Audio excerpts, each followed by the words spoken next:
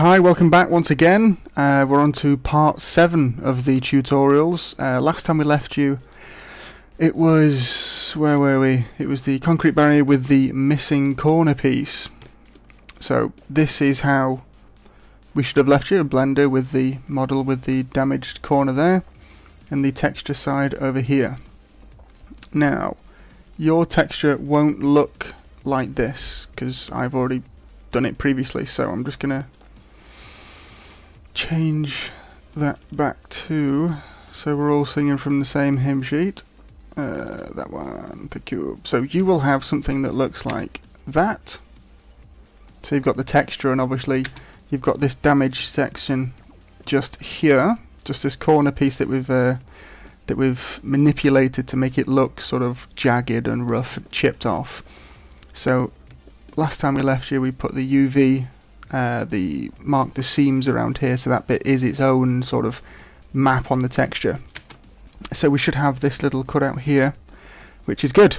So without going too much into what we did last time, because well, that was last video, what we need to do is texture that bad boy, because as we see it now, yeah, that's going to look a bit rubbish in your game, to be honest.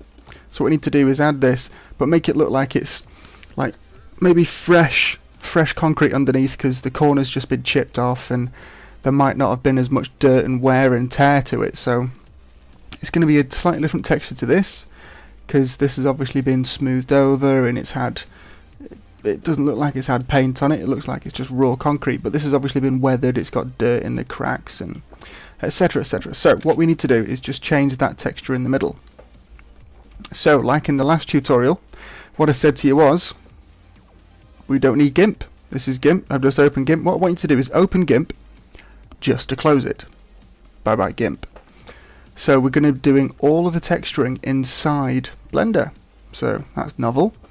I found this to be, it speeds things up somewhat. You don't have to go to and from Blender to GIMP to sort of test how things look. How does it react to the lights? Does it stretch well? Is it making too many strange like texture variations? Whatever. It's just easier just to do it all inside Blender. So with that being said, the link should be in the description. I've got another texture from CG Cookies. No, forget that. From CG Textures. The link should be in the description for this one. We're not going to be using any of this top section here. We're just going to be using this rough stuff. It looks a bit weathered, but that's fine. So this one is Concrete Rough 0079L. Okay, again, like I said, the link's going to be in the description. I've got a large texture map because I want this to be high resolution. You'll see if I move my mouse, it says dimensions 3000 by 2000, so it's quite large. So it should be high res enough for us to work with. So with your Blender layout looking like this, to be honest, we don't need this texture window open. So remember how to do that. You go up to here until your cursor turns into a cross. Click on it, hold, drag over till you see the arrow, and then drag it back because we want the windows to go to the left to minimize the one on the left. Let go. That window's closed now. So on to texturing. You'll find sometimes the grid that you can see, it doesn't get annoying. It helps you sort of size things out, but it does get in my way sometimes. So what I'm going to do is I'm going to remove the grid. I'm going to press N to bring up this properties panel here. I'm going to go to display and remove the grid floor. I usually get rid of those the axis lines as well, but that's fine. N to get rid of that property panel again. I might bring up my screencast keys. Yeah, that's fine. Okay, so what we need to do is we need to make sure the model is selected and press tab to go into edit mode, or edit mode down here. That's fine. And then we need to make sure that our section here is selected. Okay, now we all know how to do that. You can either go around and press and hold shift and then right click on each individual piece, or you can select one of the faces, hover your cursor over the area you want to select and press L. Now it'll only select that island because that island has been cut off from everything else with the seam that we made. So in face select, it selects everything within that marked seam island. So just hover over and press L, it selects everything there. And then we need to come down to here where it says edit mode, click it once and just go up to texture paint. Click that and you see your cursor turned into a circle. Now all this is doing, whee, look at that graffiti, that's my tag. No, it's not. So yeah, basically you can just paint directly onto the model, which is always fun. So what we're going to do is we're going to press T to bring up the properties for whilst we're in texture paint, so that's T. I'm just going to stretch this out a little bit, bring this one down. Right, so because we're going to be using a texture or an image to paint onto this, we need to go to texture, and you'll see it's just got a blank texture in there. So if we hit new, it'll create a cloud texture, which is not what we want. So we need to come back over to this panel here, go over to the texture panel on this side here, and then we hit new on there. That's what I meant to do the first time. And down here where it says type, it says clouds, we need to click that one, go up to image or movie, and then you'll see it just add in this texture here. Obviously there's nothing there, so it's black. And then if we see, I don't know if all your tabs are going to be open the same way as mine, just go down to the one that says image, maximize that and click open.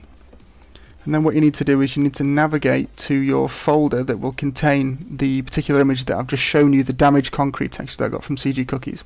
Little tip for you, if it's in this list form and you can't remember what it was, obviously we know it's that one because I've just told you. But if you can't remember what it was called, you can come up to the top here and you see these three buttons, one that looks like a grid. Click that and it brings it into thumbnail view so you can actually see which one you want. So that one you can either double click or hit open image and you'll see it in there, so that's fine. We don't need that one open anymore, but it doesn't matter. Okay, so now if we come back over to this textures panel on the texture paint properties that I've just told you about, click actually onto the image, it'll bring up the list of images available, and there's the texture that we've just added. So click on that one, left click, and you'll see it there. Okay, now if we texture paint, it's going to do that, but in a very, very strange tiled fashion, and it's not going to look great. So Control Z that. What we want to do with this is underneath the texture that we've just added, you'll see the brush mapping. It says tiled at the moment. As you can see, it's just tiled against each other, which is fine. I suppose that's alright for something. If you had I don't know, a concrete texture that you just wanted to tile in, that's fine. We don't want it tiled. What we're going to do is we're going to stencil it. Now as soon as I move my cursor in, you'll see this slightly opaque stencil essentially that comes in here. Now you'll see, compared to the original image, this is a square. It wasn't a square originally, so we want to retain the aspect ratio that the image was originally. So it's quite simple. There's a button, image aspect. Click that and you'll see it's a rectangle again. Now to move this image around and rotate it and whatever, it's just simply make sure your cursor's over it and press and hold right click and then move it around. Okay, so the right click, just like simple right click and drag, moves it around. Press and hold shift and then right click, and that's zoom in and out. Press and hold control and right click, and that's rotate the image. Now your middle mouse button still manipulates the model in the background, which is perfect, which is what we want. So what I'm going to do is I'm just going to zoom into the image just a little bit. And then what I'm going to do is, you see these darker lines here that look like the edge of the concrete. That's exactly the effect I'm going to be going for along the edges of the model, because obviously this is broken concrete with the bare concrete on the outside, which is exactly what we want. So what I'm going to do is just literally rotate these around. Remember, rotate is holding control and moving your right mouse button. And then I'm just going to line this darker texture up with the texture there. Oh, before we continue, what we need to do is make sure, because if I was just to paint that bit onto that bit of the texture, you'll see it's actually affected our model underneath. We don't want that. What we need to do is just make sure that this area is masked off, so we're only painting on this area. Now because we selected it in edit mode, all we need to do is come down to this little cube here, face selection masking for painting. Click that, and because we'd selected it in edit mode, it's now selected in here. So we can paint to our heart's content over here and over here and over here, and the only place that'll affect it is in there, which is good. Perfect. So yeah, what we're going to do is I'm going to change the strength of my brush. Actually no, yeah, 0.7's alright. But the radius, you can change the radius one of two ways, and you can change the strength one of two ways as well. The radius, you can either come up here and change it and you see the circle gets bigger. Or if you want more control, rather than going back and saying, okay, that's 49, so I want it about 31, or that's too small, and then coming back, you can change it slightly easier. You just press F and then move your mouse button out. So we want it about, I'd say, there, and then you just left click again just to confirm the size. So without scrolling in, because you'll see the model scrolls in and out but the texture stays the same, we need to keep the same distance away from the model for the texture to be sort of not stretched and keep its same aspect. I don't know, I'm just babbling now. So where were we? What we need to do is just literally with the texture in place of where we want it, just need to click, click, click. You can drag and paint and all sorts, but I just like to sort of click things in place. And then I'm going to rotate this around. Now this, I can't really teach you how to do this. This is just a little bit of fiddle work more than anything. It's just literally trying to find out what you're trying to achieve from the model and just doing it and just doing it just to suit. So all I'm doing is rotating. You see this dark pattern here?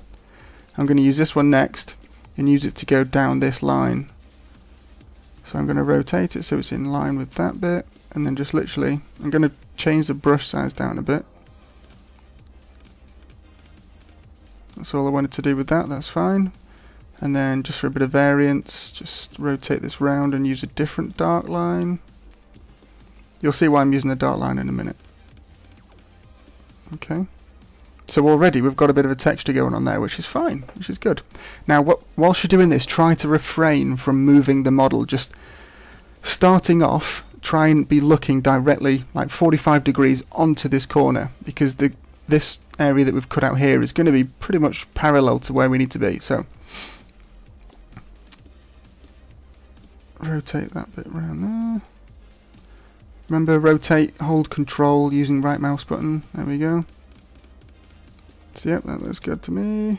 Stick that bit there. Just try and use different parts of the texture, of the image texture. It just gives you a bit more variance rather than having the same black lines repeating.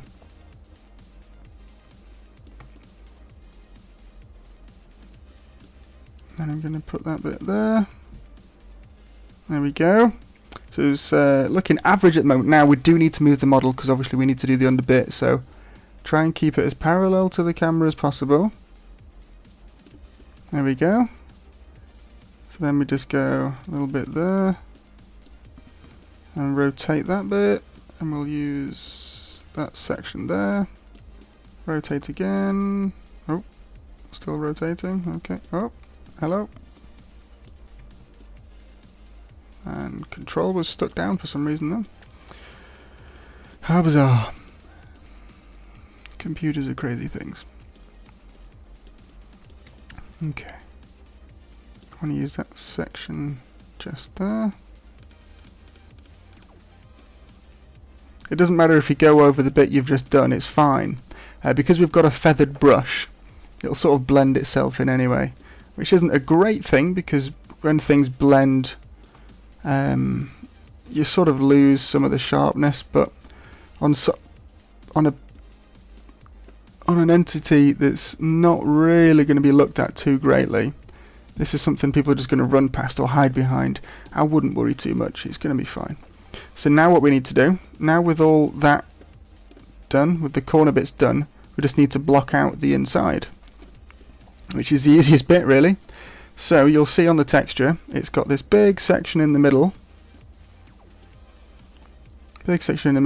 of just bare concrete. So increase your brush size slightly and just go blink, blink, blink, blink, blink, blink, blink, blink. Move it around, blink, blink, blink, blink, blink. Move it around, blink, blink, blink, blink, blink. Move the model around, because you'll see you will get texture stretching, so you just need to be constantly aware of the direction your model's facing, and just be knowing that if you're going to be placing the texture somewhere, it may be stretching on another part. Just move the image out of the way occasionally and just see, is it stretching anywhere? Is it alright? And you'll see I've just missed a little section there. It doesn't really matter where you map this up with, because like I said, we are using a sort of a feathered brush, so it all blends in rather nicely. Just missing a section there. Let's choose a nice plain bit just for in there.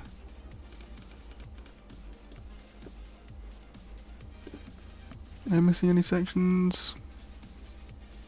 Oh, there's a bit of stretching going on there. So what we need to do is just bring that in there.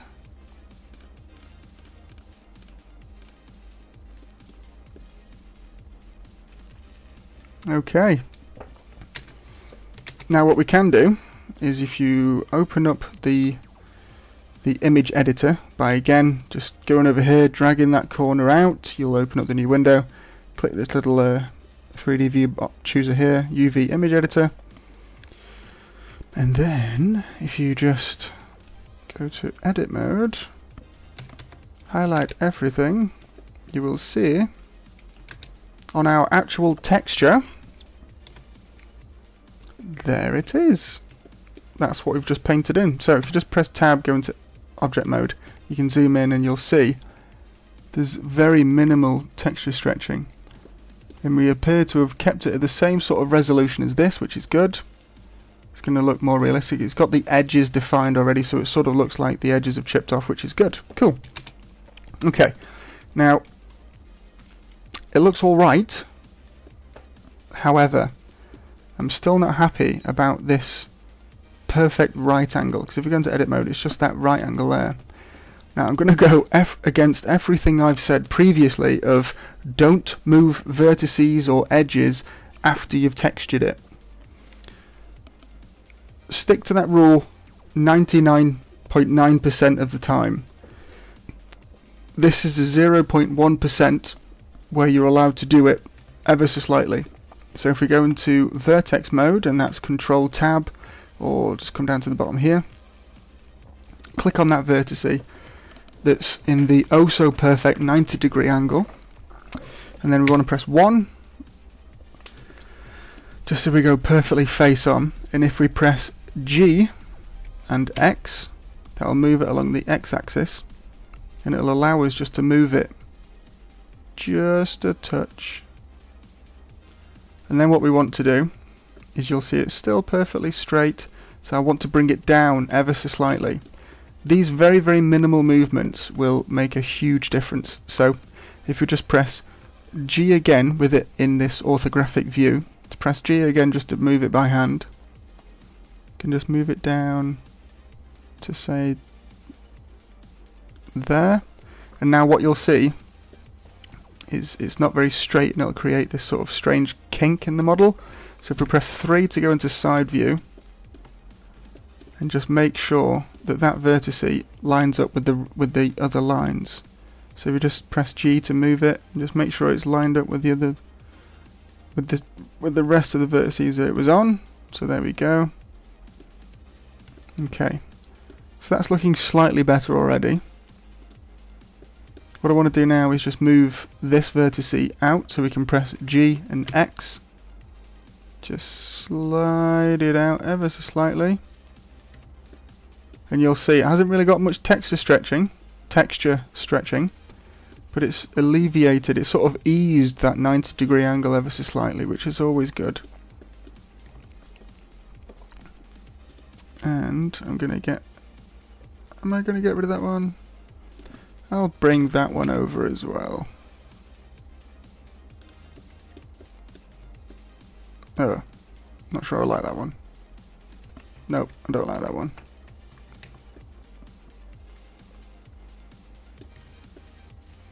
So there we go. Pretty basic stuff, but you can imagine someone running past that one, instantly their brain's going to say, oh, that's got damage to it. So there we go. That pretty much wraps up the minor damage.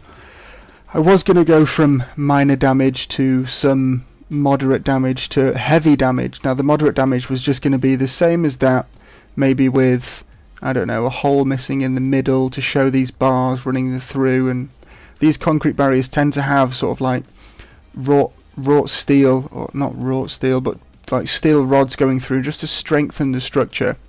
So when you do get damage like this, that isn't deep enough, but when you do get damage hitting the main body of these, you do actually see the bars running through. So I was going to take out a chunk in the middle and show these bars in the middle maybe warping a bit, but I'm going to do that minor damage there.